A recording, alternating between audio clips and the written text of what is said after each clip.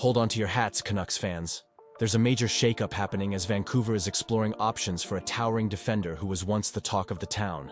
After a promising stint last season, things have taken a turn, and now the team's management is on the hunt for a better fit.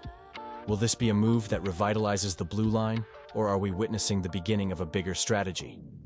Stay tuned, and don't forget to subscribe and like for all the latest on your Vancouver Canucks. Vincent Desharnais, the towering 6'6" defenseman, is officially in the trade talk spotlight after a less than stellar start to his tenure with the Vancouver Canucks. Just 5 months ago, he was signed to a 2-year, $4 million contract based on his solid performance with Edmonton last season. But as we stand here today, things have not gone according to the Canucks' plan. After playing 78 regular season games with Edmonton in 2023-24, Desharnais averaged just under 16 minutes of ice time per game. He proved to be a valuable asset on the penalty kill, contributing 11 points, 122 blocked shots, and 135 hits. His playoff performance was also noteworthy, with 41 blocked shots and 40 hits in 16 games. However, this season, we've seen a significant dip in his performance and playing time.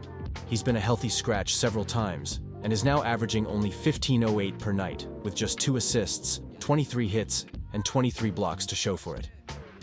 The emergence of players like Derek Forbort, Eric Brandstrom, and Noah Juulsen has left Desharnais battling for playing time, potentially relegated to being the 7th defenseman on the depth chart. This isn't what the Canucks were hoping for when they signed him. The expectation was that he would step in as a regular contributor. Now, let's talk about his contract situation. More than half of Desharnais' deal is tied up in signing bonuses, with his base salary set at the league minimum of $775,000. This unique structure makes him somewhat appealing for budget-conscious teams, especially considering that almost half of his total compensation has already been paid. But the Canucks are in a tight spot, with a $2 million cap hit looming for next season. It seems unlikely that they'll be able to fetch much in return if they decide to move him. Releasing Desharnais' contract could give Vancouver some much-needed breathing room under the salary cap, allowing them to make a splash in the trade market as the deadline approaches.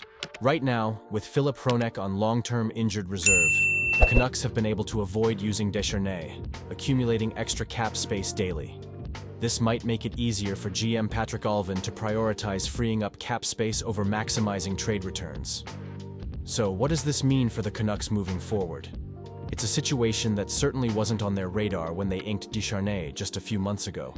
The hope was that he would solidify their blue line, but now it feels like a gamble that hasn't paid off. As a passionate Canucks fan, I find myself torn.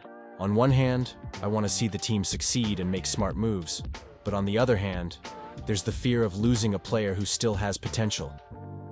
You believe this was the best decision? Honestly, I'm divided. The pressure is on the management to make the right call, not just for this season, but for the future of the franchise. And I want to hear from you. What do you think? Should the Canucks hold on to Desharnais and hope he finds his form? Or is it time to cut ties and look for greener pastures? I'm all ears for your thoughts and feelings on this situation. As we dive into the latest news surrounding the Vancouver Canucks, it's hard to ignore the significant developments that could shape the future of our beloved team. Brock Boeser stands out as the most crucial unrestricted free agent heading into the offseason. Coming off his first season with 30 and 40 goals, Boeser currently has 8 goals in 21 games, but has faced challenges, including time missed due to a concussion. As he enters the final year of his 3-year contract worth an average annual value of $6.65 million, the stakes are high. Nick Kypreos from Sportsnet recently pointed out that Jake Guentzel's new 8-year deal with an AAV of $9 million has raised the bar for wingers in the league. Boeser is reportedly seeking an 8-year deal with an AAV exceeding $8 million. However, there's a disconnect here. The Canucks management doesn't seem ready to meet that demand just yet. If a contract extension isn't in the cards, the idea of potentially losing Boeser for nothing in free agency becomes increasingly concerning. The Canucks have been busy on the trade front in recent seasons, and I wouldn't be surprised to see Boeser as a trade candidate if negotiations stall. This season has been a roller coaster for Boeser. Aside from his concussion, he battled a blood clot that sidelined him and affected his off-season recovery. General Manager Patrik Allvin emphasized the need for Boeser to find consistency in his game. While he may not hit that 50-goal mark this season, he has a solid chance to get back to around 30 goals, especially with JT Miller returning to the lineup. Miller's presence could provide the support Boeser needs to thrive. Speaking of Miller, it's been a tumultuous season for the Canucks concerning player availability. After a personal leave that kept him out for 10 games, Miller made a strong return against the Florida Panthers, registering 2 assists. Coach Tocchet praised him for his performance against Alexander Barkov, a top-tier player.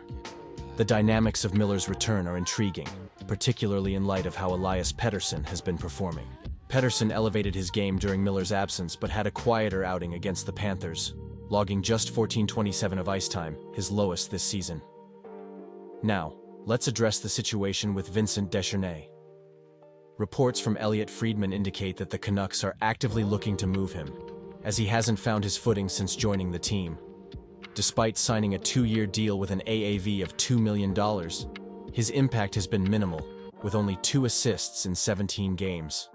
The Oilers and Maple Leafs are rumored to be interested, but it's going to be a tough sell given his performance and contract. That said, if the Canucks can find a way to trade him, it could open up possibilities to strengthen their blue line with some additional cap space. As a passionate Canucks fan, I can't help but feel a mix of excitement and concern about these developments. The future is uncertain, and every decision made by the management will significantly affect our chances this season and beyond. Are these the right moves? Personally, I find myself torn. While I want to see Boeser thrive here, the prospect of losing him for nothing is daunting. And what about Miller and Pettersson? Will they find a way to click again? It's a storyline worth watching. I want to hear from you, the fans. What do you think about Boeser's potential departure? Is trading Desharnais the right move? Share your thoughts and frustrations in the comments below. Your voices matter, and this is a community of true Canucks supporters. Don't forget to like this video, share it with fellow fans, and hit that subscribe button so you don't miss any essential updates. And remember to activate the notification bell to stay in the loop. Together, let's keep the Canucks spirit alive as we navigate this thrilling season ahead.